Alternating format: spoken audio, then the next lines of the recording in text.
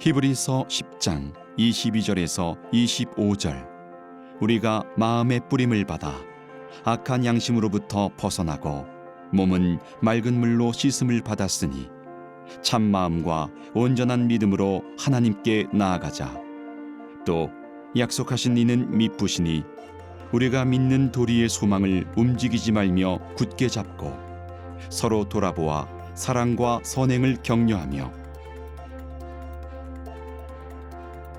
모이기를 패하는 어떤 사람들의 습관과 같이 하지 말고 오직 권하여 그날이 가까움을 볼수록 더욱 그리하자.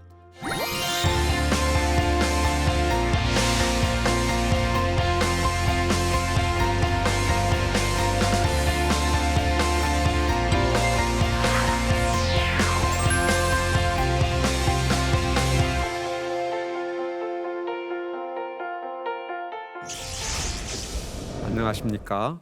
저는 에스라 성경대학원 대학교에서 신약을 가르치는 양용희 교수입니다. 오늘은 히브리서 제9강 본문은 히브리서 10장 19절부터 39절에 제목은 아들의 희생제사에 기초한 성도의 삶을 다루도록 하겠습니다. 먼저 오늘 저희들이 살펴볼 주요 포인트 3가지를 보겠습니다. 첫째는 담대하게 지성소에 들어가는 성도의 특권을 저희들이 살피겠습니다. 둘째는 배교의 위험에 대한 경고를 살피겠습니다. 끝으로 수신자들의 과거 경험에 비추어서 권면하는 현재와 미래의 삶의 주제를 다뤄보도록 하겠습니다. 먼저 오늘 우리가 다루게 되는 본문은 히브리서 전체 구조 속에서 8장 1절부터 10장 18절까지 진행되었던 희생제사 주제의 귀결로서 권면 및 인사의 첫 번째 부분에 해당하는 내용을 오늘 저희들이 살펴보겠습니다. 이 부분은 교리적 내용에 대한 목회적 적용이다, 이렇게 볼 수 있겠고요. 이 단어는 크게 3부분으로 나누어집니다. 첫째는 10장 19절부터 25절까지 지성소에 들어가는 담대함 주제를 다루고 있고요. 26절부터 31절까지 넷째 경고 단락이 주어집니다. 그리고 10장 32절부터 39절까지는 희생을 감내하는 것에 대한 보상 주제가 다루어집니다. 특히 마지막 단락, 희생을 감내하는 것에 대한 보상 단락에서는 믿음과 인내 두 개념을 연결하여 제시하는데요. 이로써 다음 단원인 11장의 주제를 내다보는, 그래서 이 지금까지의 모든 논의의 결론이자 앞으로 뒤이어 전개될 11장 내용에 도입을 하는 연결고리의 기능을 한다는 점을 우리가 주목하게 됩니다. 그러면 먼저 첫 번째 단락으로요, 지성소에 들어가는 담대함 19절부터 25절까지의 본문을 살펴보겠습니다. 이 단락은 하나의 긴 문장으로 구성되어 있습니다. 첫 부분은 분사, 에콘테스라는 분사로 시작을 하고요. 이 분사는 2개의 목적어를 갖습니다. 그래서 에콘테스는 가지다라는 의미인데요. 첫째는 담대함이요, 두 번째는 위대한 대제사장이다. 그리고 이 문장의 중앙부에 들어가면 그리스도인의 세 덕목이 소개가 됩니다. 믿음, 소망, 사랑 이라는 핵심 주제어로 등장을 합니다. 자, 그러면 19절을 우리가 보도록 하겠습니다. 그러므로 형제들아, 우리가 예수의 피를 힘입어 지성소에 들어갈 담력을 얻었나니. 제가 성서를 지성소로 바꾸어 읽었습니다. 이 단락을 시작하는 접속사는 그러므로입니다. 헬라어로는 운이라는 접속사인데요.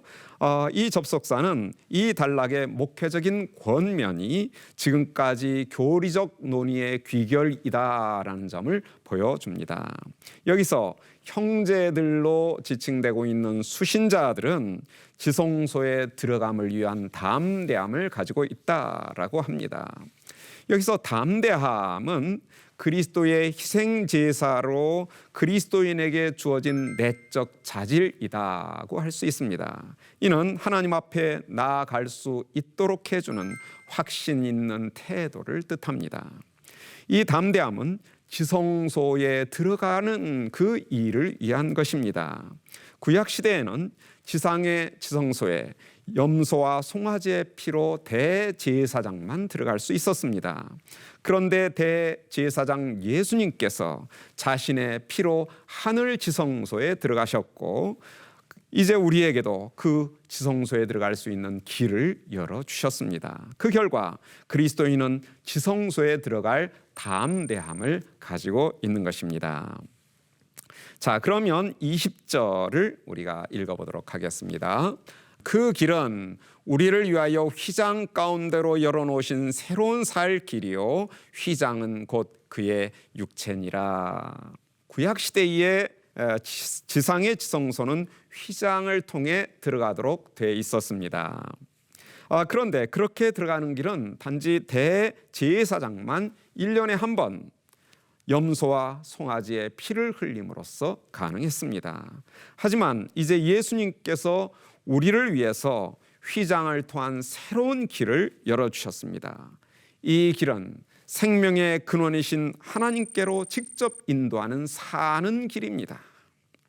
6장 19절 20절에서 저자는 예수님께서 휘장 안으로 앞서 들어가신 선두주자라고 선언을 했습니다.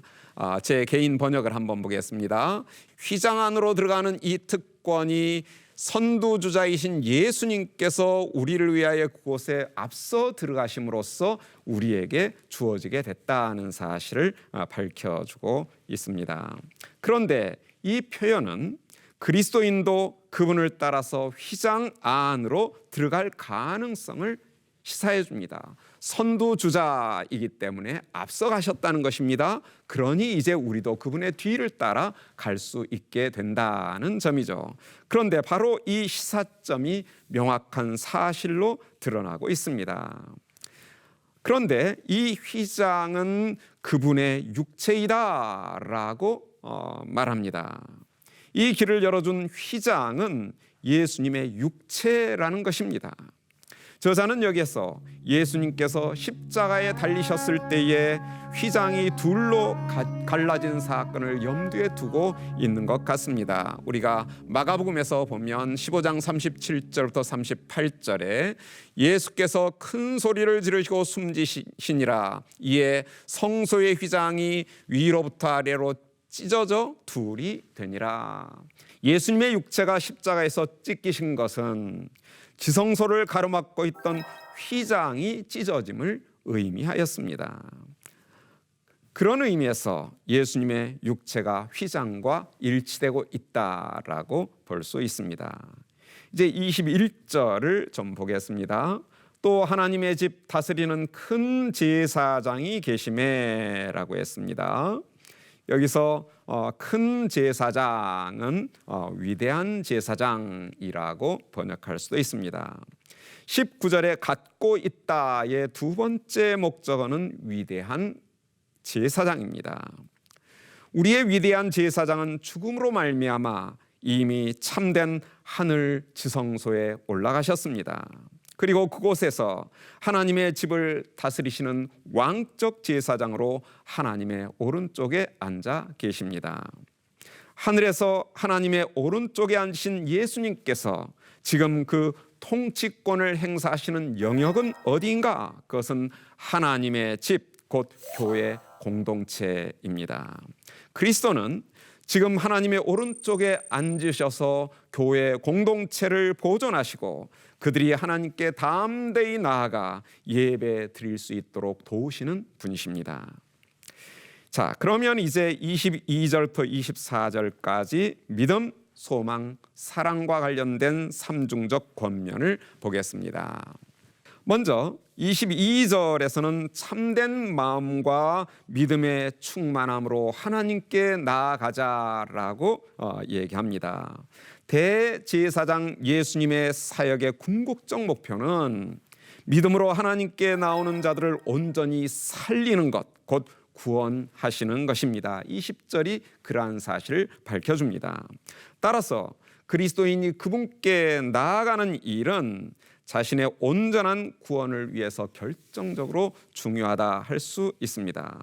여기에서 하나님께 나아감이라는 표현은 문맥상 단순히 예배적 영역에 국한된 것 같지는 않습니다. 하나님께 나아가면 당연히 공동체적 예배를 포함하겠지만 하나님 앞에서 이루어진 삶의 전 영역도 연관된다라고 볼 수 있습니다. 이제 23절에 보면 개역 개정은 믿는 도리의 소망이라고 하였는데요. 원문에 좀 더 가깝게 번역하자면 소망의 신앙 고백을 흔들림 없이 붙잡자라는 권면입니다. 여기서 신앙 고백은 소망과 관련되고 있습니다. 히브리서의 소망은 주관적인 태도가 아니라 언제나 객관적인 내용을 뜻합니다. 즉 소망의 목표를 뜻하는 것이죠. 그리고 그 목표는 다름 아닌 구원입니다. 수신자들이 붙잡아야 할 신앙 고백은 그리스도의 희생 제사를 통해 그들이 현재 누리고 있고 앞으로 완성될 구원에 관한 것입니다. 세 번째로 사랑과 관련된 권면입니다. 24절에 사랑과 선한 일들을 위해 서로를 보살피자라고 권면합니다. 저자는 수신자들이 구원의 목표를 공동체적으로 이루어 가야 한다는 점을 부각하고 있습니다. 수신자 공동체가 다각적인 위험에 대처해 나가려면 서로가 긴밀한 관심을 가지고 보살피는 것이 필수적이라 할 수 있습니다. 그런데 서로를 보살피는 목표는 사랑과 선한 일을 격려하는 것이다 라고 합니다. 다양한 박해 상황에서 서로를 위한 사랑의 지원과 관심은 절대적으로 필요하기 때문입니다.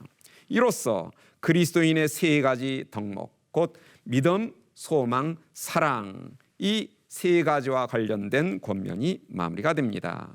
이제 25절을 보면요, 24절의 권면이 25절에서 서로 연관된 두 분사를 수반하고 있습니다. 첫째는 우리 자신들의 모임을 저버리지 말고, 두 번째는 오히려 구원하자라고 하는 그러한 분사입니다. 먼저 첫째 분사 구문은 수신자 공동체가 직면한 구체적인 위험을 지적해주고 있습니다. 그것은 교회의 모임을 포기하는 습관을 가지고 있는 어떤 이들의 위험입니다. 여기서 문제가 되는 모임은 공동체를 위한 정규 모임으로 보입니다. 그들이 왜 정규적인 모임에 나온 것을 포기했는가는 명확하게 밝혀주지는 않습니다. 어쩌면 박해 때문이었을 수도 있고 아니면 생업에 관련된 관심을 빼앗겼기 때문에 그랬을 수도 있습니다. 구원을 이루는 데 있어서 공동체적 관심과 격려가 필수적인데 이는 예배 모임에서 이루어지는 것입니다.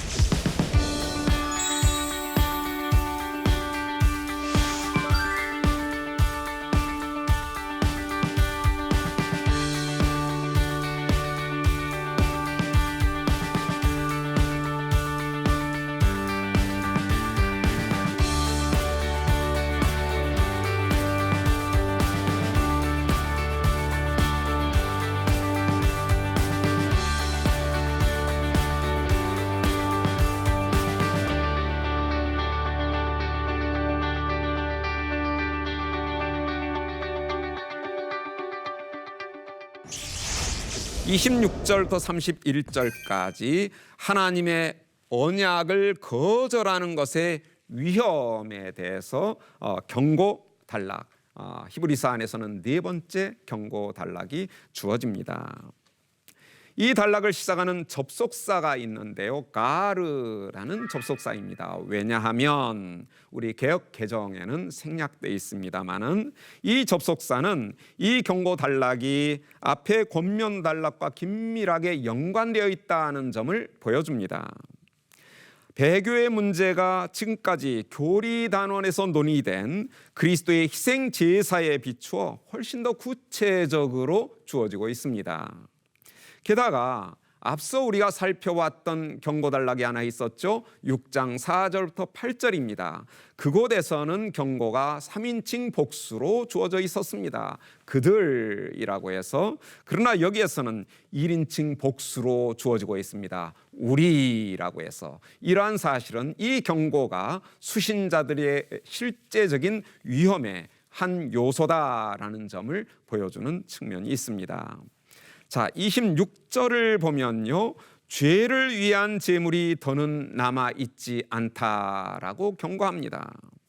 지금까지 저자는 그리스도의 유일하고 최종적인 속죄 제사에 대해서 반복해서 설명해 왔습니다. 9장부터 10장까지 누차에 걸쳐서 9장 26절, 10장 10절, 12절, 14절에서 유일하고 최종적인 속죄 제사의 중요성을 밝혀왔습니다. 그런데 그 속죄 제사를 거부한 자에게는 더 이상 속죄 제사가 없다라는 점은 너무나 자연스럽고 당연한 귀결입니다. 자, 그러면 이제 29절을 좀 우리가 보겠습니다. 하물며 하나님의 아들을 짓밟고 자기를 거룩하게 한 언약의 피를 부정한 것으로 여기고 은혜의 성령을 욕되게 하는 자가 당연히 받을 형벌은 얼마나 더 무겁겠느냐 너희는 생각하라. 자, 29절은 배교자의 모습을 구체적으로 기술하고 있습니다.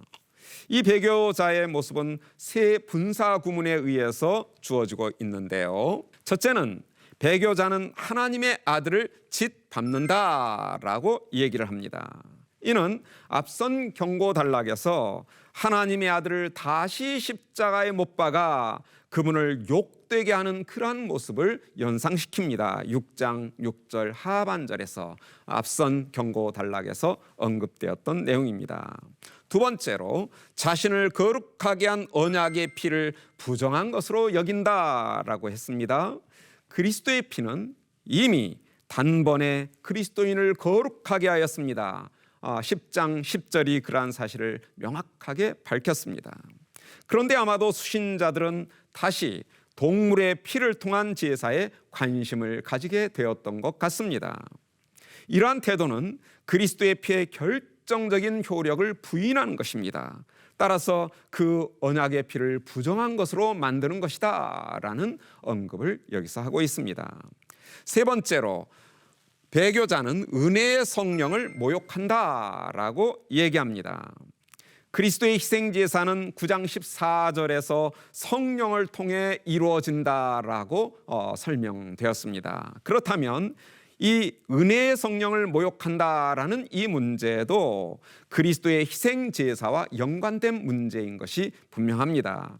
그러면서 공감복음에서 예수님께서 말씀하시듯이 성령을 모독하는 죄, 예를 들면 마가복음 3장 29절에서 말씀하신 그러한 죄를 또 연상시키기도 합니다. 자, 그러면 이제 세 번째로 32절부터 39절까지 희생을 감내하는 것에 대한 보상 주제를 살펴보도록 하겠습니다. 앞에 경고 단락의 신랄한 경고에 이어서 이 단락은 긍정적인 격려의 말로 권면을 마무리합니다. 경고에 이어서 격려의 권면을 하는 이러한 방식은 저자의 정형화된 권면의 방식입니다. 따라서 우리 모든 목회자들이 이러한 방식에 유념할 그러한 좋은 모본이다라고 할 수 있습니다. 이 단락은 내용상 두 부분으로 나누어지는데요. 32절부터 34절은 수신자들의 모범적인 과거의 경험을 다룹니다. 그리고 이어서 35절부터 39절까지는 현재와 미래의 삶에 대한 권면이 주어지고 있습니다. 먼저 수신자들의 모범적인 과거의 경험을 살펴보겠습니다. 수신자들은 개종 후에 고난의 힘든 싸움을 인내했던 그러한 공동체입니다. 33절부터 34절을 보면 이 절들은 수신자들이 인내했던 고난의 구체적인 성격을 기술해주고 있습니다. 이 절들은 두 종류의 경험, 자신들의 직접 경험과 다른 공동체 일원들의 경험에 동참하는 경험, 달리 말하면 공감을 교차 대칭 구조로 제시해 줍니다.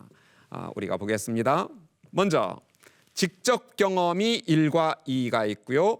공감이 1과 2가 있습니다. 근데 서로 간에 대칭으로 돼 있죠.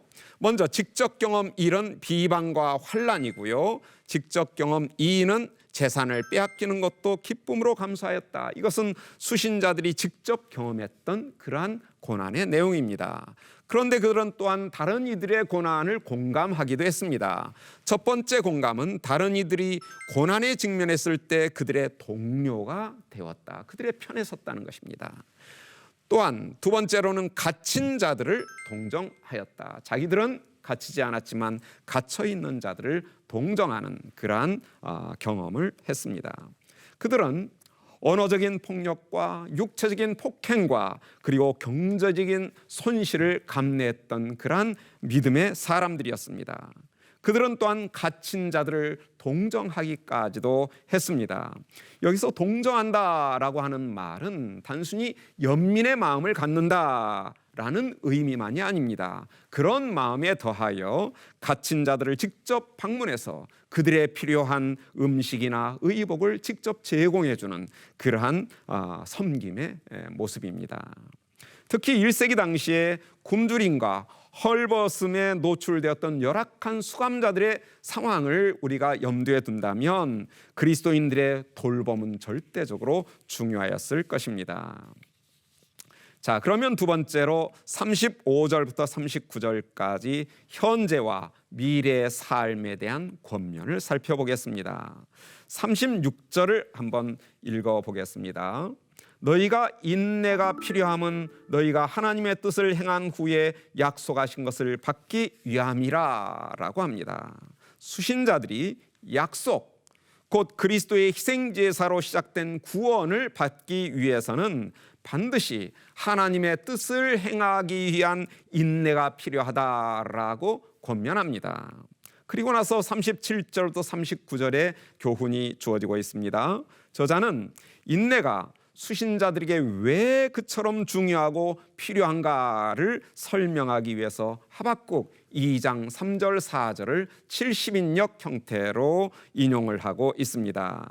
자, 보면 오실 그분이 오실 것이며 지체하지 않으실 것이다. 그러나 나의 의인은 믿음으로 살 것이다.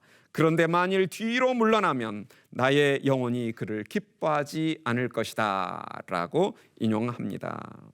나의 의인이 여기서 언급이 되는데요. 나의 의인은 두 가지의 반응을 할 수 있습니다. 그들에게는 두 가지의 반응이 열려있는 그러한 상황인데요. 첫째는 믿음의 반응을 하는 것입니다. 그럴 경우에 그들은 살 것입니다. 구원을 얻게 될 것입니다. 하지만 뒤로 물러나는 반응을 할 수도 있습니다. 그러나 그렇게 될 경우에 그들은 마침내 심판의 운명을 직면하게 될 것이다. 이 단락의 믿음과 인내의 주제는 다음 단원 11장의 핵심 주제로 확장, 발전되어 나아갈 것입니다. 자, 이렇게 해서 오늘의 강의를 마무리하면서요, 이제 오늘의 강의의 내용을 우리의 삶에 적용할 몇 가지 적용점을 살펴보겠습니다. 첫째, 나는 하늘 지성소에 들어가는 특권을 얼마나 실감하고 감격하며 예배 드리고 있는가라는 문제입니다. 우리는 하나님 앞에 예배를 드릴 때 항상 하나님의 보좌 앞에 지성소에 들어가는 특권을 누리고 있다는 점을 늘 기억을 해야 됩니다. 구약 시대에는 대제사장만 1년에 한 번 염소와 송아지의 피를 가지고 지성소에 들어갈 수 있었던 데 반해서 이제 우리는 대제사장이신 예수님께서 단번에 휘장을 열어 지성소에 들어가는 길을 열어주셨고, 이제 우리가 그 길을 따라 들어가서 지성소 안에서 하나님을 만나고 그 하나님 앞에 예배드리는 이 특권, 바로 우리의 삶의 자리도 우리가 공동체적인 예배를 드리는 그 모든 자리가 하나님의 보호자 앞에서 예배하는 삶이다라는 이 사실, 그것을 우리는 얼마나 실감하고 있는가. 이러한 사실을 우리가 실감했을 때 모든 우리의 삶의 자리뿐만 아니라 우리의 공동체적인 제의적인 의식적인 예배의 자리도 훨씬 더 하나님 앞에 경외롭고 경건한 모습으로 예배하고 또 살아갈 수 있지 않을까 싶습니다. 두 번째로, 오늘날 교회는 모이는 일에 너무 인색하지 않은가라는 점을 점검해 볼 필요가 있습니다. 사실 과거에 우리나라의 교회는 모임이 참 많았던 것 같습니다. 예배와 그다음에 저녁 찬양 예배가 있었고, 수요 예배도 있고, 금요 기도회도 있고, 그리고 새벽 기도회도 많은 사람들이 참여를 했습니다. 늘상 교회에서 예배하는 삶을 사는데 익숙해져 있었습니다. 그러나 오늘날 교회들은 과연 얼마나 자주 모이고 얼마나 열심히 모이는가, 얼마나 신실하게 모이는가. 저는 그러한 모임의 모습이 옛날에 비해서, 그리고 초대교회의 이러한 히브리서 저자의 권면에 비해서 너무나 소홀하고 있지 않는가, 이런 점을 우리 모두가 함께 점검해 볼 필요가 있습니다. 끝으로 우리는 하나님의 뜻을 행하는 인내의 믿음으로 구원에 이를 자들인가. 나의 의인에게는 두 가지의 길이 열려 있다라고 마무리를 했습니다. 하나는 믿음의 반응이요, 하나는 저버리는 반응입니다. 우리가 믿음의 반응을 함으로써 구원에 이를 수 있는 것입니다. 혹시라도 우리가 떨어져 나가지 않는 그러한 그 경각심을 가지고 믿음의 길을 가서 구원에 이를 수 있기를 기대합니다. 오늘 강의는 여기까지 해서 마무리합니다. 다음 시간에는 우리가 히브리서 11장 믿음장이라고 하지요. 그 믿음장의 내용을 살펴보겠습니다. 오늘 저의 강의를 들으시느라 수고 많으셨고 감사합니다.